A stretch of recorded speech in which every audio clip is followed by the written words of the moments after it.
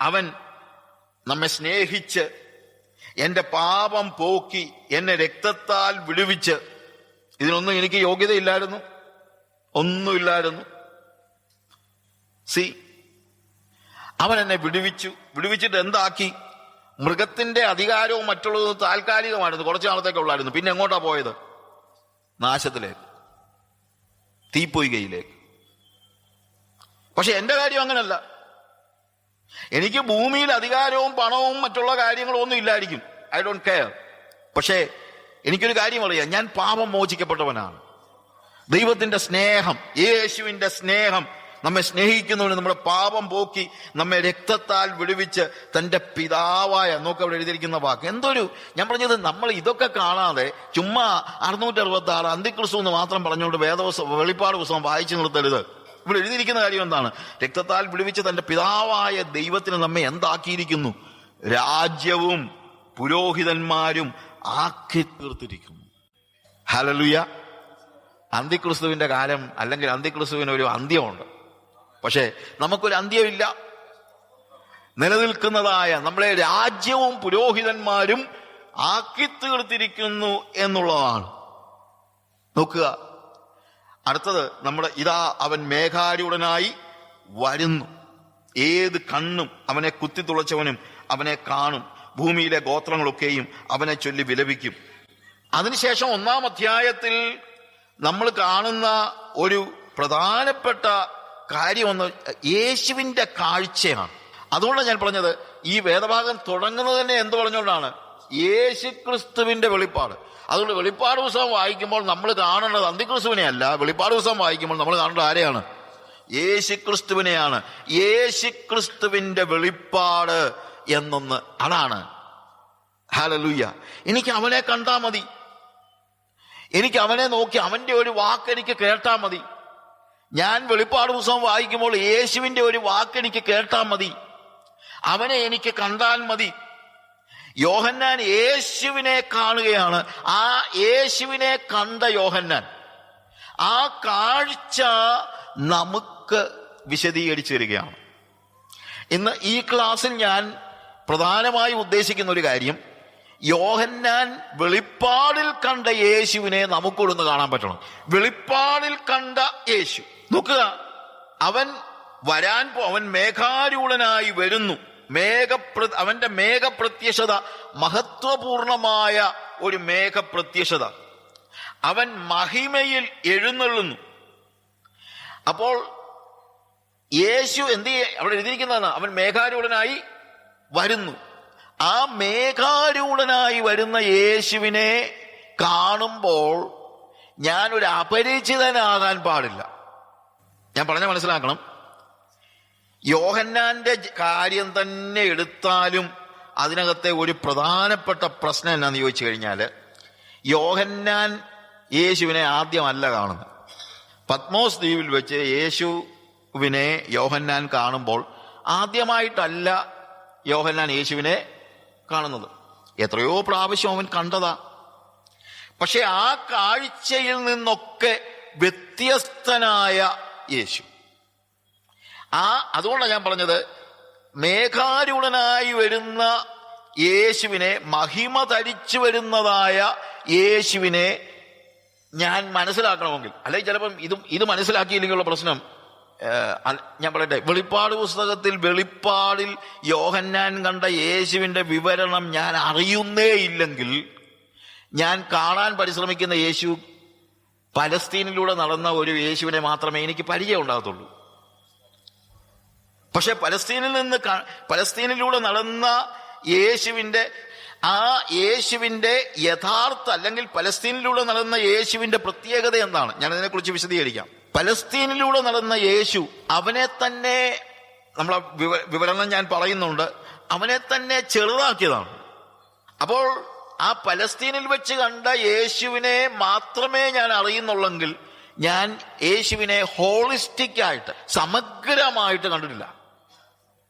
യേശുവിനെ കുറിച്ചുള്ള സമഗ്രമായ ഒരു കാഴ്ച ഇന്ന് സഭകൾക്ക് അത്യന്താപേക്ഷിതമാണ്.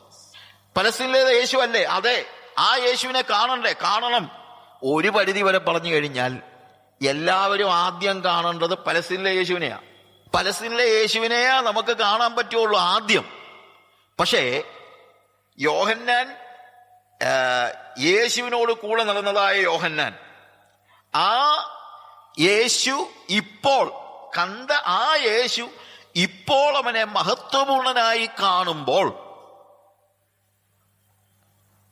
അവന്റെ മഹത്വത്തെ അറിഞ്ഞു കഴിഞ്ഞപ്പോൾ അവിടെ എഴുതിയിരിക്കുന്നത് അവൻ താഴെ മരിച്ചവനെ പോലെ താഴെ വീണെന്നു. അതിന്റെ ഡിഫറൻസ് കണ്ടോ? എന്തുകൊണ്ടാ? ഇതുവരെ അവൻ കണ്ട യേശുവിൽ നിന്ന് വളരെ മഹത്വീകരിക്കപ്പെട്ട ഒരു യേശുവിനെയാണ് അവൻ കാണുന്നത്. അപ്പോൾ ആ ഒരു കാഴ്ച നമുക്ക് അന്യമായി കഴിഞ്ഞാൽ മേഘാരൂഢനായി വരുന്ന യേശു നമുക്കൊരു അപരിചിതനായി പോകും. അതുകൊണ്ടാണ് ഞാൻ പറഞ്ഞത്, സമഗ്രമായ ഒരു കാഴ്ച യേശുവിനെ സമഗ്രം എന്നുള്ള വാക്ക് നിങ്ങൾക്ക് മനസ്സിലാകുന്നല്ലോ. അതായത് മൊത്തം ഹോളിസ്റ്റിക് ആയിട്ട്, മൊത്തമായിട്ട്, അതായത് എല്ലാം. പലസ്തീനിലെ യേശുവിനെ നമുക്ക് അറിയണം, അതിന് യാതൊരു സംശയമില്ല. പക്ഷേ മഹത്വവാനായ യേശുവിനെയും നമ്മൾ അറിയണം. ആ മഹത്വവാനായ യേശുവിനെ അറിയുമ്പോഴാണ് യഥാർത്ഥത്തിൽ താഴെ വീണ് അവനെ നമസ്കരിക്കാൻ നമുക്ക് കഴിയുന്നത്, താഴെ വീണ് ആരാധിക്കാൻ കഴിയുന്നത്, അവന്റെ സന്നിധിയിൽ നമ്മൾ തകർന്നു പോകുന്നത്. തകർന്ന് ഞാൻ പറയുന്നത് നമ്മുടെ എല്ലാ ഈഗോയും, നമ്മുടെ എല്ലാ മഹിമയും, നമ്മൾ ചിന്തിച്ചു വെച്ചിരുന്നതെല്ലാം തകർന്നു പോകുന്നത് എപ്പോഴാണെന്ന് ചോദിച്ചു കഴിഞ്ഞാൽ മഹത്വപൂർണനായ യേശുവിനെ കണ്ടു കഴിയുമ്പോഴാണ്. ആ യേശുവിനെ കുറിച്ച് തിരിച്ചറിവില്ലാത്തത് കൊണ്ട് പലപ്പോഴും നമ്മൾ ചിന്തിക്കുന്നത് നമ്മൾ ഏതാണ്ടൊക്കെ ആണെന്നാണ്. പക്ഷെ വെളിപ്പാടിലെ യേശുവിനെ ഒന്ന് കണ്ടു കഴിഞ്ഞാൽ നമ്മൾ ഒന്നും അല്ലെന്നുള്ളത് നമ്മൾ പെട്ടെന്ന് മനസ്സിലാക്കും. ഈ നമുക്കൊരു വലിയ പ്രശ്നം ഉണ്ട്. എന്നാന്ന് ചോദിച്ചു കഴിഞ്ഞാൽ നമ്മുടെ മുമ്പിൽ നിൽക്കുന്ന വ്യക്തി ആരാണെന്ന് അറിയാതെ പലപ്പോഴും നമ്മൾ വലിയ കൈൻഡ് ഓഫ് ഡിസ്റെസ്പെക്ട് നമ്മൾ കാണിക്കാനുള്ള സാധ്യതയുണ്ട്. നമ്മുടെ മുന്നിൽ നിൽക്കുന്ന ആൾ ആരാണെന്ന് അറിയാൻ വയ്യാതെ വരികയാണെങ്കിൽ, പണ്ട് ഒരു അപകടത്തിൽ ഒരു ബസ് ഒരു സ്കൂട്ടറുകാരനെ ഇടിച്ച് താഴെ ഇട്ടു. അവന്റെ ഹെൽമെറ്റ് ഒന്നും ഇല്ലായിരുന്നു. തല ചെന്ന് നിലത്തിടിച്ചു. ഉടനെ എല്ലാവരും കൂടെ ഒരു ടാക്സി വിളിച്ച് ഇവനെ എടുത്ത്, കാര്യം ബോധമെല്ലാം പോയി, ബ്രെയിനിന് എന്തോ പ്രശ്നങ്ങളുണ്ടെന്ന് നമുക്ക് മനസ്സിലായി. അപ്പോൾ പോയി കഴിഞ്ഞപ്പോഴത്തേക്ക് ടാക്സിയിലേക്ക് കയറ്റി കഴിഞ്ഞപ്പോൾ ടാക്സിയിലേക്ക് ഒരു പ്രായമായ ഒരു മനുഷ്യൻ ഈ ആളുടെ കൂടെ കയറി. ഉടനെ ഒരു ചെറുക്കൻ, സ്കൂളിൽ പഠിക്കുന്ന ചെറുക്കൻ പറഞ്ഞു, അപ്പച്ചൻ ഇങ്ങോട്ട് മാറിയിരിക്കുക, ഞാൻ കൂടെ പോവാം. അതന്നെ മോനെ, ഞാൻ പോകുന്നതായിരിക്കും കുറച്ചുകൂടെ നല്ലത്. എന്നാന്ന് ചോദിച്ചു കഴിഞ്ഞാൽ ഞാൻ സ്കൗട്ടിലൊക്കെ ഉള്ള ആളാണ്, അതുകൊണ്ട് എനിക്ക് ഈ ഫസ്റ്റ് എയ്ഡൊക്കെ അറിയാം. അപ്പൊ അതുകൊണ്ട് ഞാൻ പോകുന്നതായിരിക്കും ഒന്നുകൂടെ നല്ലത്. അപ്പച്ചൻ പോയി എന്തോ കൊടുക്കാനാ? ഉടനെ ഈ അപ്പച്ചൻ പറഞ്ഞു, മോനെ നീ സ്കൗട്ടിലുള്ളതൊക്കെ നല്ല കാര്യമാ, ഇങ്ങനെ തന്നെ വേണം, എന്തെങ്കിലും അപകടമൊക്കെ ഉണ്ടാകുകയാണെങ്കിൽ നീയും സഹായിക്കണം. പക്ഷെ ഇപ്പം ഞാൻ പോകുന്നതായിരിക്കും കുറച്ചുകൂടെ നല്ലത്. അതെന്താ അങ്ങനെ പറയാൻ കാര്യം? അപ്പൊ ആൾക്കാർക്കും ചിന്തിച്ചു, ഈ കിളവൻ എന്തിനാ ഇതിന്റെ കൂട്ടത്തിൽ കയറി ഉള്ള സ്ഥലം മെനക്കെടുത്തി അയാളെ ഒന്ന് ചാരി കിടത്തിയിരിക്കുക, ബാക്ക് സീറ്റ് മുഴുവൻ ചാരി കിടത്തിയിരിക്കുക. അപ്പൊ അതിനിടയ്ക്ക് ഇയാളോട് തള്ളിക്കയറുന്നത് എന്തിനാ എന്ന് ചോദിച്ചു. ഈ പ്രായമുള്ള മനുഷ്യൻ പറഞ്ഞു, മറ്റൊന്നുമല്ല, ഞാൻ പോകുന്നത് നല്ലതാണെന്ന് പറയാൻ കാര്യമുണ്ട്, ഞാനൊരു ന്യൂറോ സർജനാ. അപ്പൊ അതുകൊണ്ട് കൂടെ പോയി കഴിഞ്ഞ ഒരു സർജറി വേണ്ടി വന്നാലും അതിന് കുഴപ്പമില്ലാതെ ചെയ്യാം. ഇദ്ദേഹം ഒരു ന്യൂറോ സർജൻ ആണെന്ന് അറിയാതെയാണ് സ്കൗട്ടുകാരൻ ചെറുക്കൻ ആള് കളിച്ചത്. ഞാൻ പറഞ്ഞതിന്റെ വ്യത്യാസം മനസ്സിലായോ? നമുക്ക് പലപ്പോഴും ഉണ്ടാകുന്ന പ്രശ്നം എന്ന് ചോദിച്ചു കഴിഞ്ഞാല്, നമ്മുടെ മുമ്പിൽ നിൽക്കുന്ന വ്യക്തിയുടെ മഹത്വം അറിയാൻ വയ്യാതെ നമ്മൾ ഡിസ്റെസ്പെക്ട് കാണിക്കാനുള്ള സാധ്യത കൂടുതലാണ്. അതുകൊണ്ട് ഞാൻ പറഞ്ഞ ഒരു കാര്യം ഇതാണ്, യേശുക്രിസ്തുവിന്റെ ജഡാവതരണം ചെയ്ത യേശുവിന്റെ ജീവിതത്തെ മാത്രം കണ്ടിട്ട്, ഒരുപക്ഷെ അവൻ ഒരു മഹാനായ വ്യക്തിയാണ്, അതുകൊണ്ടാണല്ലോ യേശുക്രിസ്തുവിന്റെ ഭൂമിയിലെ ജീവിതം കണ്ടിട്ട് എത്രയോ ആളുകൾ അവനെ അപ്രീഷിയേറ്റ് ചെയ്യുന്നുണ്ട്. എല്ലാവരും അപ്രീഷിയേറ്റ് ചെയ്യുന്നു. കൊള്ളാം, അവൻ നല്ല കാര്യമൊക്കെ, കാനാവിൽ കല്യാണത്തിന് വെള്ളം വീഞ്ഞാക്കി, ഇതൊക്കെ പറഞ്ഞിട്ട് പറയും, അതെ മനുഷ്യന് നന്മ ചെയ്തൊക്കെ നന്നായിട്ട് ജീവിച്ച ഒരു വ്യക്തിയായിരുന്നു യേശു. കാര്യം എന്നറിയാമോ? മഹത്വവാനായ യേശുവിനെ കുറിച്ചുള്ള ഒരു ദർശനം അവർക്ക് കിട്ടിയിട്ടില്ല. മഹത്വവാനായ യേശുവിനെ കുറിച്ചുള്ള ദർശനം ലഭിക്കാത്തത് കൊണ്ട് യേശുവിനെ യേശുവായി തിരിച്ചറിയുവാൻ ലോകത്തിന് കഴിയാതെ പോകുന്നു. ഇനി ഇപ്പോൾ ഉള്ള പ്രശ്നം എന്നാന്ന് ചോദിച്ചു കഴിഞ്ഞാൽ, ലോകത്തിന് കഴിയാതെ പോകുന്നു എന്നുള്ളത് ഞാനങ്ങ് വിടുക.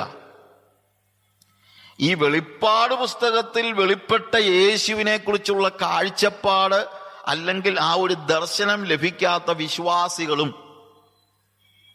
ശരിക്കും പറഞ്ഞു കഴിഞ്ഞാൽ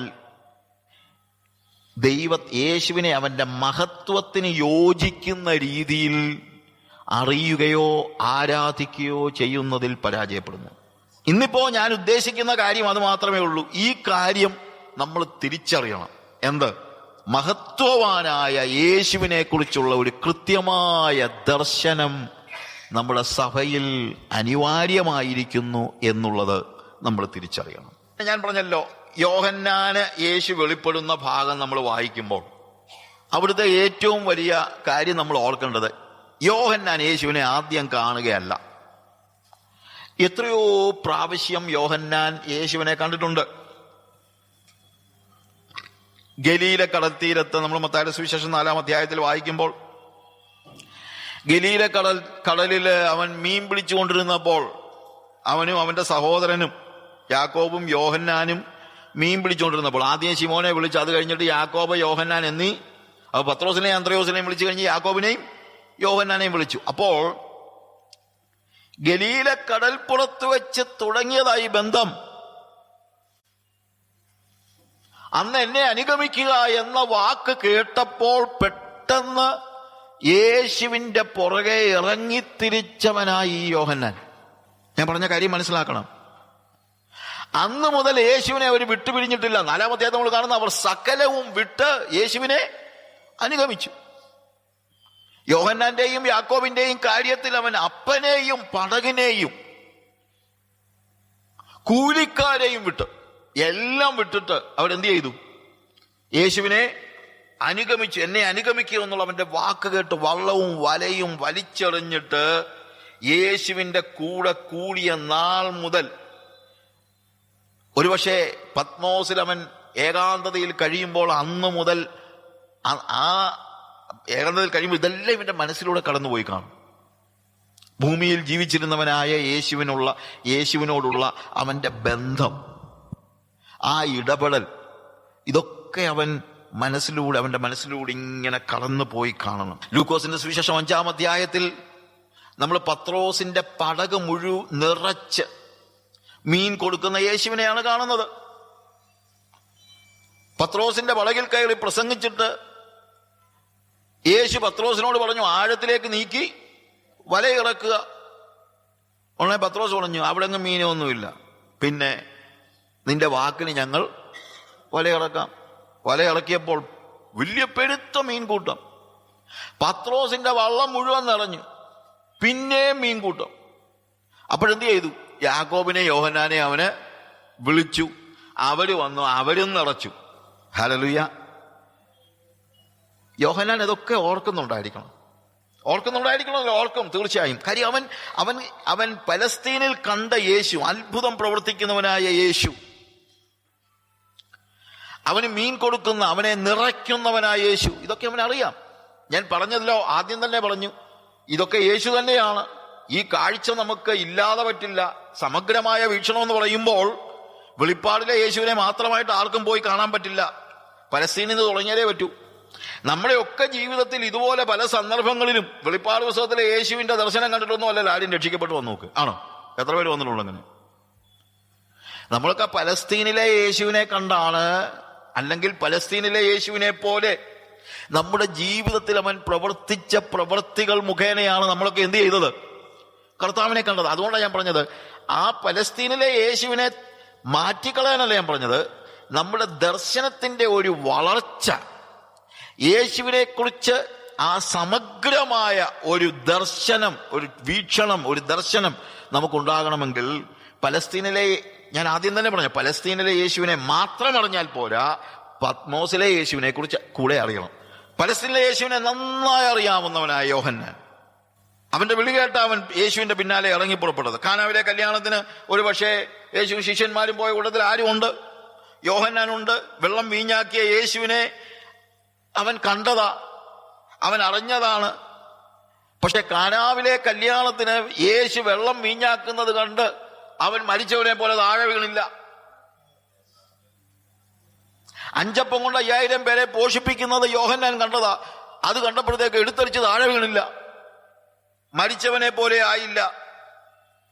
അവനെ അപ്പോഴൊക്കെ അത്ഭുതത്തോടെയാണ് യേശുവിന്റെ മുഖത്തേക്ക് നോക്കിയത് എന്നുള്ളത് ശരിയാണ്. യേശു അവൻ എന്നും ഒരു അത്ഭുതമായിരുന്നു. അവൻ അത്ഭുതത്തോടുകൂടി തന്നെ യേശുവിനെ നോക്കി. പക്ഷെ അവന് നോക്കാമായിരുന്നു. അവൻ യേശുവിനെ നോക്കി അവന്റെ മനസ്സ് നിറഞ്ഞു. അതിനുശേഷം അവന്റെ ശിഷ്യന്മാര്, ഞാൻ പറഞ്ഞല്ലോ, കുറെ കൂടെ അവൻ അങ്ങോട്ട് മുമ്പോട്ട് പോകുമ്പോഴത്തേക്ക് നമ്മൾ സുവിശേഷങ്ങളിൽ കാണുന്ന യേശു കുരുടനെ തൊട്ട് സൗഖ്യമാക്കുന്ന യേശു. അപ്പൊ യേശുവിന്റെ മനസ്സലിവും അതിനകത്തുണ്ട്. കുഷ്ഠരോഗിയെ തൊട്ട് സൗഖ്യമാക്കി. മിക്കവരുടെയും കാര്യത്തിൽ കർത്താവ് എന്താ പറഞ്ഞുള്ളൂ? സൗഖ്യമാകാം എന്നുള്ളതിനെ പങ്ക് സൗഖ്യമായി. കുഷ്ഠരോഗിയുടെ പ്രത്യേകത എന്താ?